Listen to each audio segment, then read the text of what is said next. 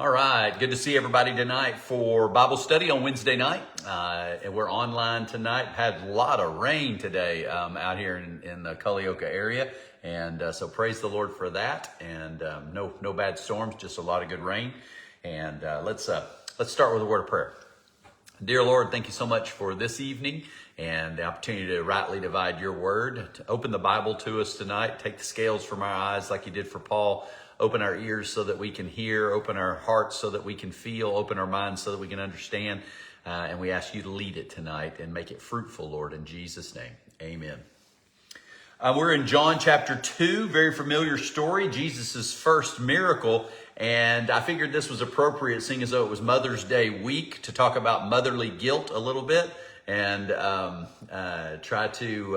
also talking about the impossible and what our faith is, what we believe that God can do.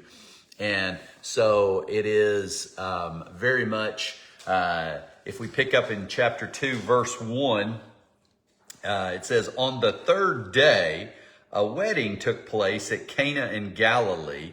Jesus' mother was there, and Jesus and his disciples had also been invited to the wedding." Now, we did Jesus calling his first disciples last week, and we talked about Nathanael. We talked about him saying, can anything good come from Nazareth? He was very, and then Jesus says, here's a guy there's no falsehood in him. He just speaks his mind. He's very blunt. And but Nathanael was actually from Cana in Galilee. And so we don't know whether Jesus and his family knew somebody really well or whether they were invited because of Nathanael. But they had connections there, right? So, it is, this is 3 days after he has called those guys. And it says, and Jesus and his disciples had also been invited to the wedding. When the wine was gone, Jesus' mother said to him, "They have no more wine." "Woman, why do you involve me?" Jesus replied. "My hour has not yet come." His mother said to the servants, "Do whatever he tells you." And so here's the motherly guilt coming in that we talked about. And I've been reading a book about Paul Brand, who ended up being a missionary in India. And I love it because his mother, Paul receives a telegram. Paul has just graduated. This is in 1940. I think it's 1944 or so. No, it's 45. Just as the war has ended, he is graduating from medical school, also from a 2-year surgical training program. And he gets a telegram, and it says, "I would like to invite you to come work at a hospital in Vellore, India. And we're excited about meeting you and would like for you to come on staff here." And Paul's like, "I don't even know anybody in Vellore, India." Even though his mother is a missionary in India at the time and has been there her whole life for the most part. He's like, she's way up in the north. This is in the south. I don't, how on earth did this guy get my name? How did he know I just graduated from medical school? All that information. And so he goes, and the start of this chapter it says, Paul looked directly at his mother. Do you know, she was visiting in England on furlough, and that's where he had gone to medical school. It says, Paul looked directly at his mother. "Do you know why I would get a telegram inviting me to work at Vellore?" he asked.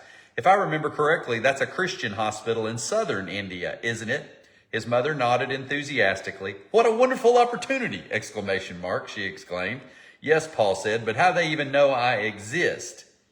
Evelyn folded her hands and sat up straight in her chair.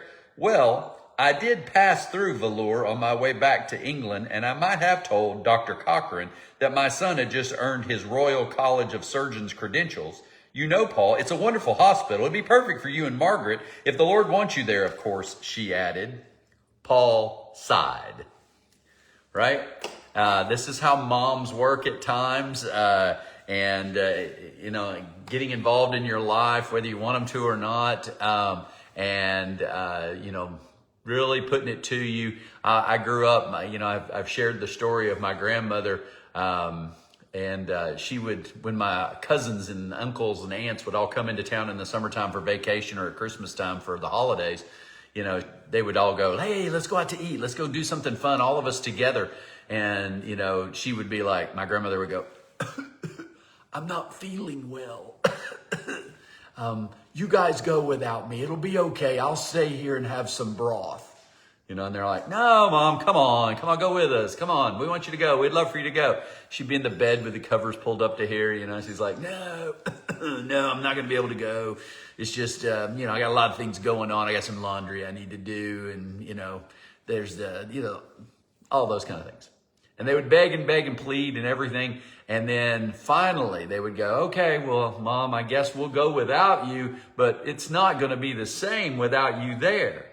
And then she would go, well, maybe I will go. And then she'd pull back the covers and she'd have a full dress on and her shoes and hose and everything. She'd have it all, even, gloves, whatever. She had it all on, ready to go. She knew what she was doing. And just trying to get attention and trying to manipulate her children into giving her some much needed affirmation and love at a time. And so, but it went on all the time, stuff like that. And so here is Jesus, and he's at a wedding. He's at a party. And I want you to be able to, understand and be excited about that life is good, and that life, when you walk with Jesus, is good. There are fun times. There are plenty of opportunities to celebrate all kinds of things. And in fact, we just spent a whole time dealing with the festivals in the Old Testament, and all those festivals were feasts and celebrations where you would get together and, whether it was in Jerusalem or with your family, and then, man, it was just like, okay, so we're all getting together to celebrate and enjoy time together. And, that's just something that went on. And so we're encouraged to get together with our family, with our friends. I got together with my son and my grandson last Thursday to watch the NFL draft, and we had such a good time. It was 2 weeks ago. But we had such a good time, but we've done it 20 years in a row. And so it's just been fantastic it just sits on the calendar, and we get excited about what our team's going to do or whatever, and eat some chicken wings or whatever, and just have a good time. And so Jesus is at a wedding, and the problem is they're out of wine, and for many of us, we would love for Jesus to say, well, that's a good thing, shouldn't have been drinking it anyway. And in reality, that's how they kept from getting Montezuma's revenge. That's how they didn't have any good water to drink. The water all had stuff in it. They didn't have any way of treating it. And so they would ferment it, and then that way it would keep, and it wouldn't be harmful to you. So they'd be able to have wine. And even though I've heard all kinds of, their wine wasn't as strong as what we have today, I get all that. But let's not get caught up in that and miss the point of that Jesus does an amazing, impossible miracle here. And it's his first one in the start of his ministry. So if we keep reading, it says in verse 6, nearby stood 6 stone water jars, the kind used by the Jews for ceremonial washing, each holding from 20 to 30 gallons. Okay, so these are jars which may or may not have been for ceremonial foot washing. Right? They walked with sandals or barefoot, and had, where you walked, there would have been animals everywhere. They didn't have paved streets. There weren't cobblestones. It was just dirt, mud, and so when you went into somebody's house, they gave you water to not only wash your hands before you ate, but also to wash your feet off, and maybe to get your face, rinsed off, whatever. But it can also be in the sense of a spiritual cleansing before you came together for a meeting or a meal.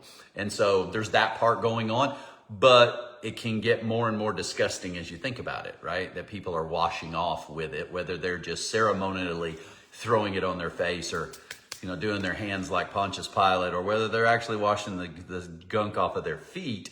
That's what those jars were for. And so the disgusting idea there being that Jesus turned sick, disgusting, awful, jars that were held with water like that into the best wine is a huge miracle.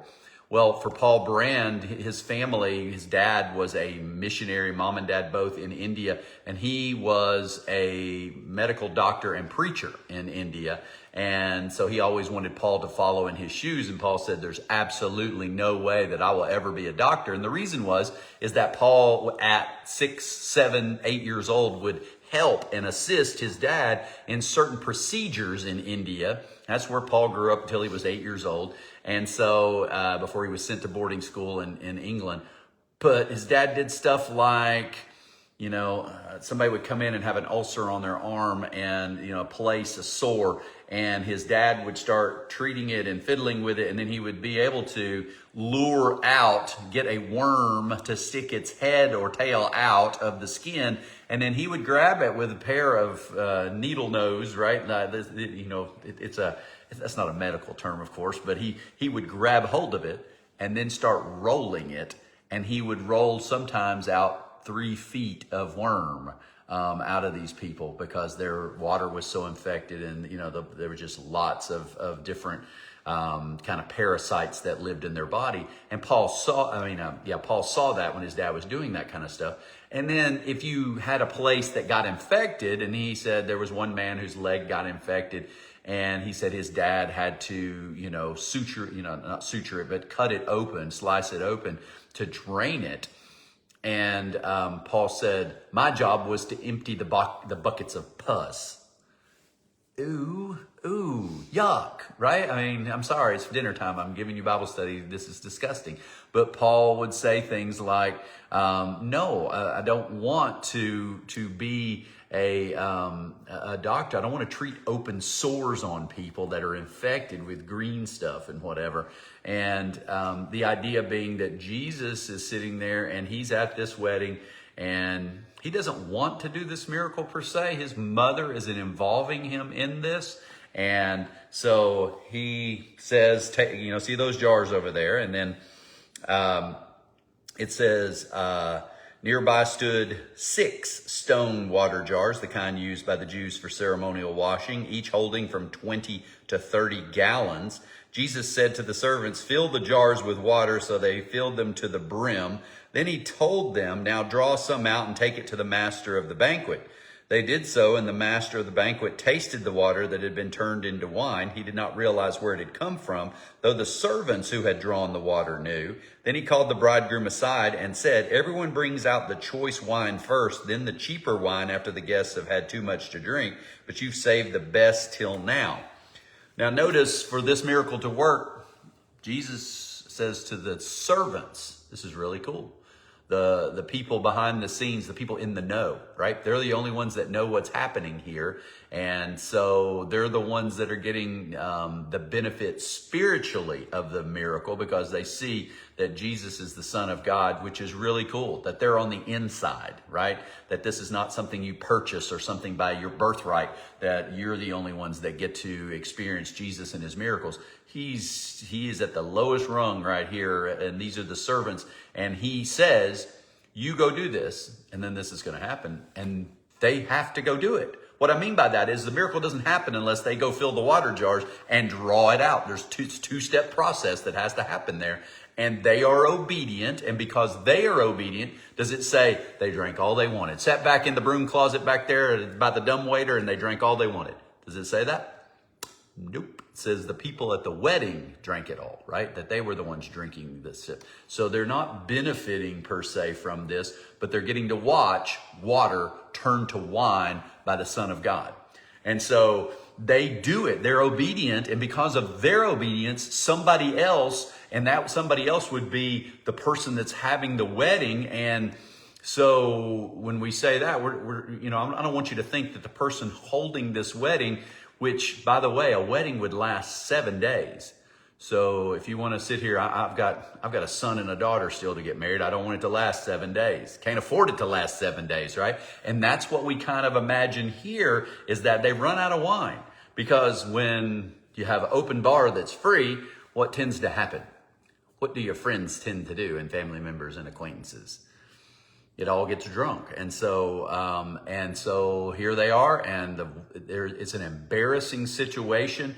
It is, you have these two people who are in love. You imagine the bride and the groom, and they're just wanting the best wedding ever, and then a honeymoon, and then, whatever. And she's showing off her ring, and she, there's just, the dress is gorgeous, and there's all that. And then, oh my goodness, we're, we're out of wine. We don't have any more to drink. And that's like saying we don't even have water for you to drink with your meal, because that is what they drank instead of water, because the water was it was tainted, right? So here we have it. The bridegroom, the bride and the groom, the guy who's hosting is like, I'm in a pickle here. I'm fixing to be embarrassed in front of all my family and friends. And yet the servants are willing to do something that benefits him and benefits the situation, benefits the family that has paid for all of this. And so they do it. And then this wine comes out of nowhere. And who gets the credit for it? The guy who's the main guy is like, "Whoa, this is awesome!" You imagine this is the mayor of the town or whoever, right? And he's like, "You guys have really done it up right. You have provided the choicest wine, and you've done it in such a way as to bless all of us." And that's of course the master of the banquet. And it says, what Jesus did here in Cana of Galilee was the first of the signs through which he revealed his glory, and his disciples believed in him. After this, he went down to Capernaum with his mother and brothers and his disciples, and there they stayed a few days.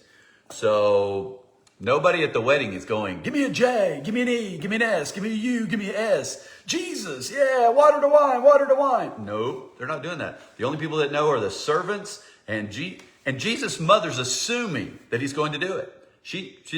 Her faith is through the moon, right? She's like, it's through the roof. Hey, just do what he tells you. He'll take care of it.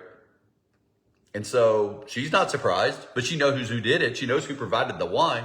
And the disciples are all standing there because they're blue collar guys for the most part. And they're standing there and they're watching what's going on because they are friends with Jesus, and they get to see that behind the scenes, behind the curtain kind of thing, backstage passes to the whole thing. And their faith is built. The servant's faith is built. But for the people in the wedding and attending there, it's a great feast. It's a great day because there's all this wonderful wine that most of the time we would never be able to afford. It says it's the best, right? If I take Jill out somewhere and we get a bottle of wine, and we never do that, but if we did, I'd be going, what do you have in a $15 bottle of wine, right? What's your best $20 bottle of wine? And then it would go and they would say, we got a $2,000 bottle of wine. I'll never taste that ever in my lifetime. But you get the point, is that these people were blessed by Jesus. They don't even know that that's who did it, but they got to drink the best wine, the best tasting wine possible. And Jesus doesn't get the credit for it. He gets the credit behind the scenes from the people who are, the hardworking folks that make all this happen. Kind of like if you go to a wedding and you lean over to the bride and you go, "Man, this is the best tasting lasagna I have ever eaten in my life," or "This is the best, most well-cooked steak I have ever eaten in my life. This is the best whatever," right? Meatloaf, it's the best. This is the best dessert, the best cake. And they're thanking the bride. And you go, the bride did not stay up all night making all this food. The chef or the company or the caterer or the baker or whoever it is did this. And so Jesus doesn't even get that. And so when we're sitting here and we're looking at the life of Paul Brand, you sit here and you have to go back to, and as I look through his life, he actually quit school at 16. Grew up without a dad because his dad died of blackwater fever in India when the dad was 44, Paul was 8. He and his sister went to boarding school in England. And at 16, Paul says, "I'm done with school." Remember, he's already said, "I'm not going to be a doctor." He goes, "I want to be a builder, going to be an apprentice." So there is that track, same as today. You can go to college, you can go do vocational. And so for him, he chose to go do a building apprenticeship for 5 years. And we would say that was a misstep for him. But it wasn't necessarily. It was just how God was lining things up so that from age of 16 to 21, he completes it. He finishes it, gets his apprenticeship completed, and is now considered a builder. And he goes to the missions board. He feels called at that point, and he says, hey, I'm going to go be a missionary now. I've felt called by God at this point. I am going to go to India. And they say, well, one of the things that we believe is necessary for you is to take a 1-year tropical diseases medical training, kind of like a CPR for a year kind of deal. You know, it's that kind of thing, just a basics of everything that's going on. And he's like, I hate medicine. I don't want to do this. And they're like, well, it's required before you go because you're going to be dealing with all kinds of terrible, awful diseases in India. And we can't prepare you for that without this. And then you would be very highly esteemed in any community that you lived in if you could help treat these things as well. And so he goes to the 1-year medical training for tropical diseases. While he's there, he loves it, thinks it's fantastic.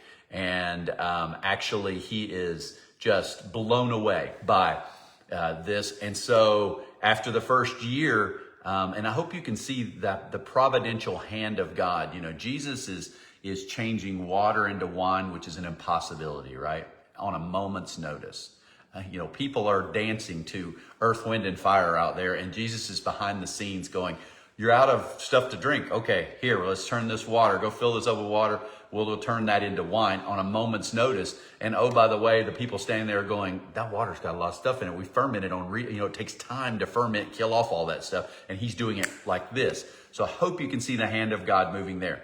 So Paul really enjoys this. And the guy who's leading the tropical diseases, he's the dean of the school, says, hey, you're fantastic at this. I hope you like this. You really should be a doctor. And he goes, that's 6 more years of studying. And the guy goes, yeah, it is, but it's what you need to do with your life. And oh, by the way, I called your mom in India, basically, and I asked her what she thought, and she thought it'd be a great idea for you to go to medical school like your father. And then, oh, by the way, we called your uncle, and your uncle's willing to pay for you to go to medical school. And Paul goes, you're not pushing me into a corner, Mom. I'm not doing this, right? You can't force me to be a doctor. And so he quits. He finishes up the 1 year and he says, I'm done. I'm going to go now and I'm going to go do something else. He goes, I want to get on to India. And so he goes back to the mission board. He said, I finished your 1 year of whatever. And they go, we've decided you need a 2-year Bible training program. And it's kind of it's like an internship where you learn how to live in a third world country. So we're going to put you in a hut in England. We're going to give you no heat. We're going to make you have dirt floor. We're going to make you eat, just meager gruel kind of stuff. See how you do. And within 3 months, it's supposed to be a 2-year program. Within 3 months, he had influenza and was in the hospital. Paul was there and he was sitting there about to die, literally. And he said, gee, I have made a mistake. I should have gone on to medical school because I can see how this is a misstep. Again, a second misstep, right? I've made a mistake here doing what I want to do I'm taking the easy way as opposed to the more difficult path.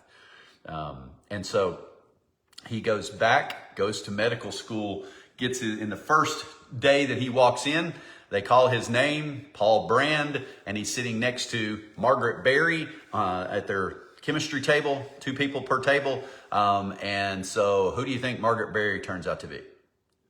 The providential hand of God again moving, and it's the woman that he ends up marrying. They both become doctors. And oh, by the way, all this is going on while Hitler rolls into Poland and World War II is starting.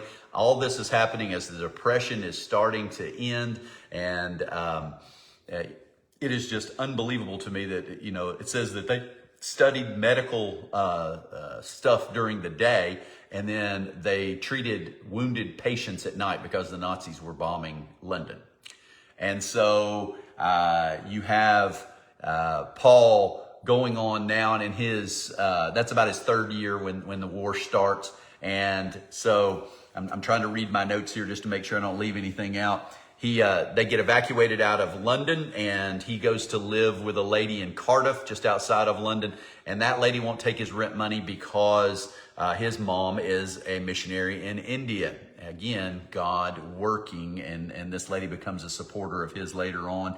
And then you have 1943 comes and he graduates, gets his degree, his doctor's degree. They get married, and he now is required by the English to serve 2 years in the military or defer and keep going to school for 2 more years and get his surgical license to be a surgeon. Which one do you think he chose? Deferred the military and got 2 more years of underneath his belt and became a surgeon, got his degree in that. And then when I read to you just a minute ago what his mom said, this is the question that he asked. I said Paul sighed, after his mother was explaining how she told the doctor in India about him. And it says, that's not really the point at the moment. This is Paul speaking. It's pretty much impossible. There's no way the Central Medical War Committee is going to let me out of my 2 years of military service. Besides, I've only just qualified as a surgeon. I don't have the experience for the job. And at last but not least, with another baby on the way, Margaret needs me. So he and his wife, Margaret, have already had a boy named Christopher. She's pregnant with a second child. And Paul is giving you the excuses. He's saying, and he says it about 9 times in this book, this is impossible. This can't happen because, and he lists these reasons, and he gives more than just that. He says, Margaret's parents were very much against them moving to India. They were working behind the scenes doing everything they could because their daughter was a doctor herself. She had graduated with her medical degree, and she had 1 child already and 1 on the way. And they said, don't take our kids to India and let them die of all these tropical diseases. Don't take them to a harsh life. Stay here. There's plenty of people to share the gospel with, and be doctors here. There's a good life. You can make a great living, live in a nice house out in the country, and giving them that. And then the other excuses that he gave is that his dad had died at 44 of blackwater fever in India. And he said, what if I go there and I die and leave my 2 kids, like my dad left 2 kids, fatherless, to grow up? And he said he didn't want that to happen. And then he said, what if, if I leave now, what if Margaret has trouble with her pregnancy? What if she develops complications? What if she loses this baby? What if her health issues are life and death, and we're in India? Then I'm killing my wife off by doing that kind of thing. So all of those being excuses, and him saying it's impossible, it's impossible, it's impossible. Except that hand of God is moving, and God is taking care of everything. And so Dr. Cochrane actually comes and visits London from India. And so they have a meeting, and Paul's like, I don't even want to meet with this guy. I don't want to have to. This is just, it's ridiculous. Why am I meeting with this guy? I'm not going to Vellore and work in this hospital. I don't have the experience. All this stuff. He's making all these excuses, right? So then he meets with Dr. Cochrane, and Dr. Cochrane, the first thing Paul says is, I've got to do 2 years of military service. I can't come now. And he goes, let me worry about that. And we'll pray about that kind of thing, right? And Paul's like, yeah, but it's going to be 2 years, and then, all this kind of stuff. And of course, he gets a letter in the mail within a week that says, you are not going to be required to serve. You're exempt out of the military. And then every little thing falls in place for them to move and go to India. And I say that, and you guys would go, wow, they became missionaries and went to India. That's really harsh conditions, really, billions of people, and just, a religion that believes in, 1,000 different gods. And that would be a tough life kind of deal. But in reality, Paul goes there, and you have to realize the life that he and his wife left behind, because he was a surgeon. She was a practicing doctor, and they gave everything up to go to India to work solely with lepers, is what he ends up doing, using his surgical skills to treat leprosy in India. The poorest of the poor, the people who were considered untouchables, people that nobody wanted to be around or have anything to do with, the people who died because no one was willing to study this, no one was willing. And Paul goes and not only finds, he's integral in finding the cure for leprosy of sorts, right? There is using sulfa drugs, a way to kind of stop it in its tracks. And then he was skilled and developed all of the surgical techniques, because your hands get made into claws by leprosy. When they start rotting off all these different parts, your toes and your fingers and all that, your feet get kind of concave and you walk on the sides when you have leprosy. He developed surgical techniques to address that. And all of these people who had lived their entire lives as lepers were transformed and integrated into the ministry and integrated into the hospital and became a center, a hub for the world of reaching and dealing with the health issues of the poorest of the poor, of the people that everybody said, you have to stay and say unclean and walk away from us and live in leper colonies and all this kind of stuff. And he addressed that, and that's how he spent the rest of his life. When I tell you that story, it's amazing to me to see what God did, because God did the impossible about 100 times. And in the story of water to wine, it's such a simple thing, but it is a massive, massive miracle. And it's the first one, and yet in it, Jesus gets no praise except from servants and from his right-hand people, the disciples. And for us, whenever we see God moving, we need to give him the praise he deserves, the thanksgiving he deserves. But at the same time, we need to be stepping out in faith and believing that Jesus still moves stones, that he still turns water to wine, that he still does great things to change this world. And that's what we're supposed to be about. God bless you. Thank you for joining us tonight. I hope you enjoyed it.